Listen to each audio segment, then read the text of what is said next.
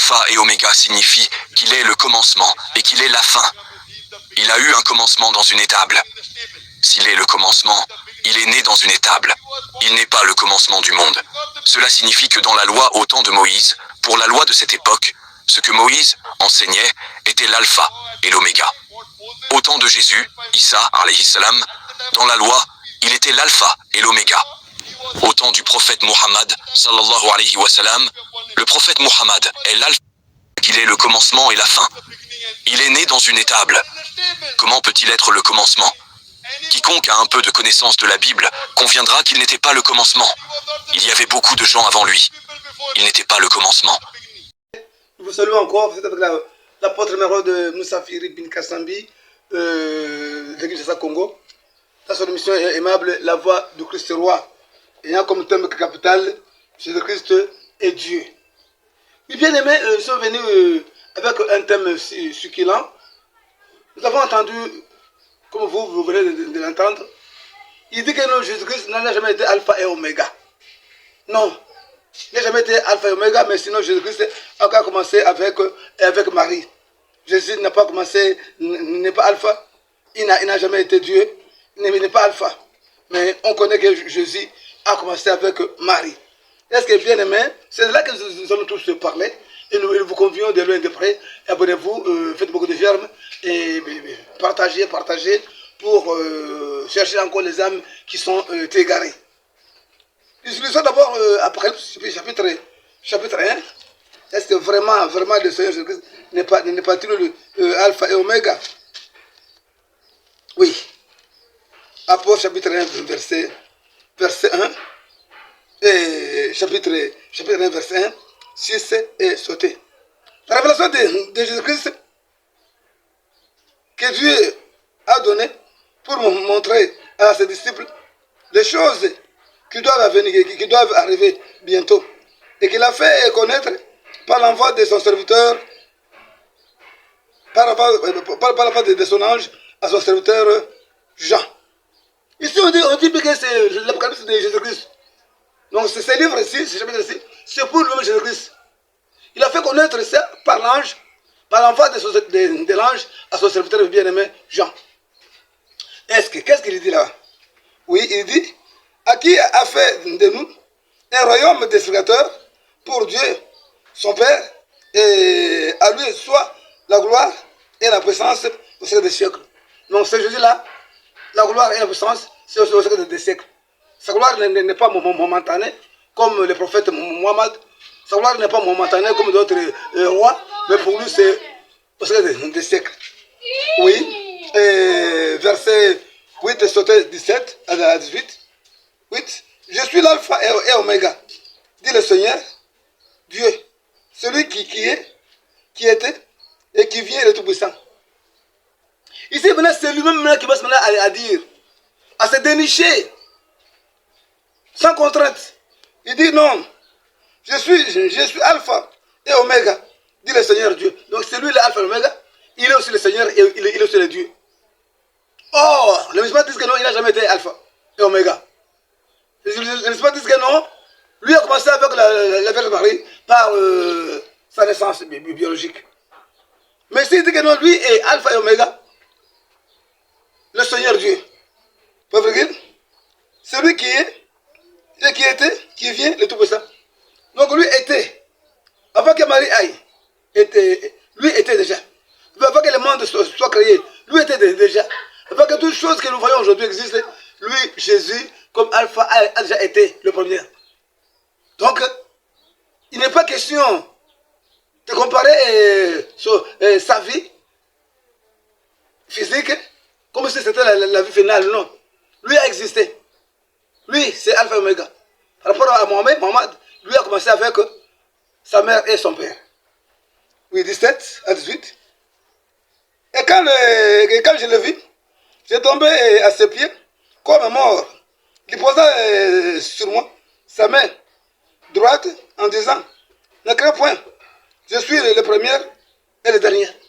Donc Jésus a posé la main sur son aimable serviteur Jean. Et Jean a eu peur, tombé comme un mort. Il dit non, ne crains point, je suis l'alpha et oméga. je suis le premier et le dernier. Maintenant c'est lui-même. C'est de sa bouche, maintenant je vais parler de sa bouche, qu'il est alpha et oméga. Il est le premier et il est le dernier. Oui, 18.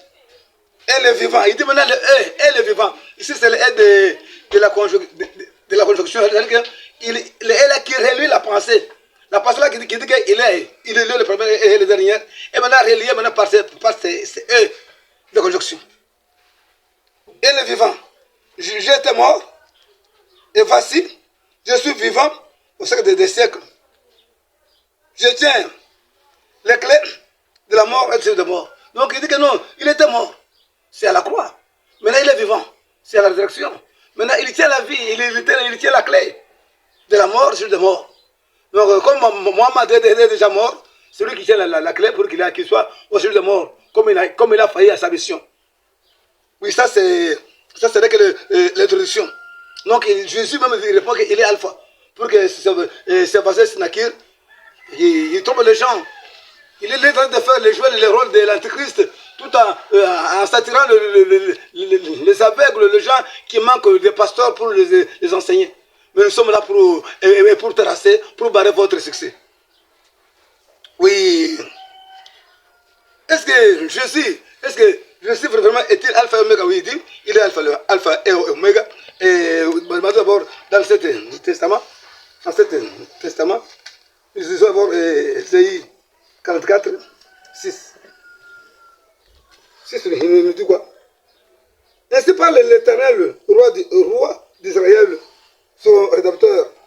L'Éternel des armées, je suis le premier et je suis le dernier. Or, moi, il n'y a point de Dieu. Or, toutes les qualités que Jésus a prises dans l'Apocalypse, c'est ce que maintenant on trouve maintenant dans Dieu le Père. Il dit quoi? Ainsi parle l'Éternel, roi d'Israël et son rédempteur. Est-ce que Jésus-Christ aussi est roi? Il dit que oui, Jésus-Christ est roi. Comment il est roi? Dans quel livre que Jésus-Christ est présenté comme roi? Il dit oui, Jésus-Christ est roi. Disons le livre de Matthieu et 2, chapitre 1, et sauté 10 à 11. Jésus étant né à Bethléem, en Judée, au temps du roi Hérode, et voici le mage d'Orient, arrivèrent à Jérusalem, et disant, où est le roi des Juifs qui vient de naître, car nous avons vu son étoile en Orient, ils sont venus pour l'adorer. Oh, Dieu, il dit que c'est lui le Dieu, c'est lui le roi d'Israël. Mais quand Jésus est né, à sa naissance, le mage, les savants sont venus demander au roi Hérode où est le roi des Juifs qui vient de naître. Car nous venons de voir aussitôt son étoile brillante. Et nous venons pour l'adorer. 11 et 10, 11. Et quand ils aperçurent l'étoile, ils furent saisis d'une très grande joie. Et ils entrèrent dans la maison, virent le petit enfant avec Marie et sa mère, et se prosternèrent et l'adorèrent. Ils ouvrirent ensuite leur trésor et lui offrirent en présent de l'or, de l'encens et de la myrrhe. Pour tous ceux qui s'opposent encore que Jésus n'a jamais été Dieu, ils prennent les attributions, les acquis de Dieu. Dans ces acquis-là, Dieu dit que non, il est le roi. Mais Jésus-Christ, non, lui aussi, il dit qu'il est le roi. Il a été adoré à sa naissance comme Dieu, comme roi. On s'est prosterné et on est venu donner ce que Dieu est roi. Or, les Juifs ne s'est jamais prosterné devant qui que ce soit. Et les signes d'adoration, c'est un acte, un couloir dédié à un Dieu, un être suprême. Ce n'est pas donné à n'importe qui. Mais ils sont partis se prosterner. Et par même vie, ils ont donné aussi les présents de l'encens, de myrrhe, ce qui est symbole de la royauté. Et puis il dit que non, Dieu c'est le rédempteur. Est-ce que Jésus-Christ aussi, il est aussi le rédempteur? Il dit oui, Jésus-Christ, il est notre rédempteur. Disons 1 Corinthiens chapitre 1 verset 30. Or, c'est par lui que vous êtes en Jésus-Christ, de quel départ Dieu a été fait pour nous sagesse, justice, sanctification et la rédemption. Oh, ici Dieu, il dit que non, il est le roi, et point virgule, il est le rédempteur d'Israël. Mais ici encore, Jésus, il prend encore tout ce qui est comme chapeau et donné à Dieu, tout ce qui est comme attribution donnée à Dieu. Maintenant, ça lui revient. Même vous qui discutez, même vous qui marchez à l'ignorance, musulmans de loin de près, nous vous appelons à écouter d'abord, à faire un simple examen de conscience, que non, ce que vous avez entendu chez votre soi-disant docteur, il s'avère de lacunes. Il a des lacunes et il a des conglomérats de pensées qui nieantent la vérité. Mais c'est impossible. Ok. Là, on va démontrer. Et à sa mort, comment ça a été écrit à sa mort? Est-ce que, comme il était reconnu roi, comme il était reconnu roi à sa naissance, et comment cela ça a été écrit à sa mort? Ça a été écrit comment? Quand il dit que c'est mort. Oui, à sa mort, là-dessus, Jésus alla avec oui, à sa mort, comment ça a été écrit? C'est Matthieu 27, 36. Oui, 36. Oui. Puis, ils s'assirent et le gardèrent. Oui. Puis, ils s'assirent et regardèrent pour indiquer le sujet de sa condamnation. On écrivit au-dessus de sa tête, celui-ci est Jésus, le roi des Juifs. C'est-à-dire que non, de sa naissance, a été appelé roi. Et à sa mort, la croix a porté la mention, pas d'un menuisier, pas d'un paysan, mais d'un roi. Donc Jésus-Christ est roi. Pour ceux qui s'opposent encore de ça et de sa divinité, c'est encore magma grave aussi de haut du christianisme et aussi de haut salutaire. Nous continuons comme c'est succulent. Est-ce que il n'a pas Jésus-Christ a commencé vraiment avec la Vierge Marie? Il dit non, Jésus-Christ n'a pas commencé avec la Vierge Marie. Ça c'est Nak Nakil qui dit. Ça c'est Nak, docteur Nakil, qui dit de sa propre pensée, de sa limitation, il est limité. C'est pour là qu'il dit ça. Mais un homme ayant une révélation de Dieu ne peut pas dire ça. Parce que la Bible elle-même montre au-delà. Demandez d'abord est-ce que Jésus-Christ a commencé avec la Vierge Marie. Il dit non, il n'a jamais commencé avec la Vierge Marie. Lisons d'abord le livre de Jean. Donc les musulmans croient que comme Marie a mis au monde Jésus-Christ, c'est là que Jésus a commencé maintenant à exister. Non, c'est une grosse erreur. Oui, comment? Mais maintenant, demandons maintenant à Jésus, as-tu existé avant ta naissance ou bien comment? Tu as commencé avec la Vierge Marie ou as-tu commencé avant? À vous de nous répondre. Abraham, votre père, a très haï de joie. C'est ça qu'il verrait mon jour. Et il a vu, il s'est réjoui. Oh, ici maintenant c'est Jésus, à peine de naître, il dit que Abraham, votre père, s'est réjoui de ce qu'il a vu mon jour. Et quand il a vu mon jour, il s'est réjoui. Là maintenant, c'est Jésus qui répond maintenant de sa propre bouche. Là, nous demandons maintenant au docteur, je ne sais pas si c'est un docteur, si c'est qui, si c'est les disciples de docteur, si c'est les disciples ou bien c'est les docteurs, je ne sais pas. Maintenant la balle est dans son camp. Ici, Jésus maintenant répond. Il dit qu'avant que Abraham, il dit que votre père Abraham s'est réjoui quand il a vu mon jour. Or, si nous voyons sa naissance, Jésus est né à peine. Abraham existait dans le temps antique. Mais il dit que non, c'est lui qui existait dans le temps antique. Il a vu son jour, il s'est réjoui. C'est quel jour encore? Nous voyons d'abord dans le livre de Genèse 17. Il dit quoi? Abraham tomba sur sa face, il rit. Il dit en son cœur, naîtra-t-il un fils, un homme de 100 ans? Et Sarah, âgée de 90 ans, enfantera-t-elle? Et Abraham dit à Dieu, oh, qu'Ismaël vive devant ta face. Dieu dit, certainement, Sarah, ta femme, t'enfantera un fils. Tu l'appelleras bénira du nom d'Isaac. Je te bénirai. Je te bénirai. Et mon alliance avec lui. J'établirai mon alliance avec lui. Ah. Ici, il dit non, certainement,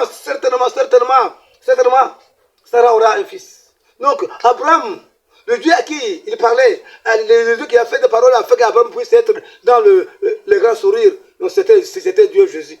C'est là où Abraham même s'est prosterné, c'était devant le Dieu Jésus. Donc, il a vu son jour. 56, 57.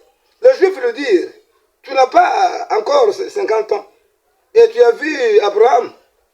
Jésus lui dit, en vérité, je vous l'ai dit, avant qu'Abraham fût, je suis. Oh, oh, oh, oh. Et puis là-dessus, ils prirent des pierres pour les jeter contre lui. Mais Jésus se cacha, il sortit du temple.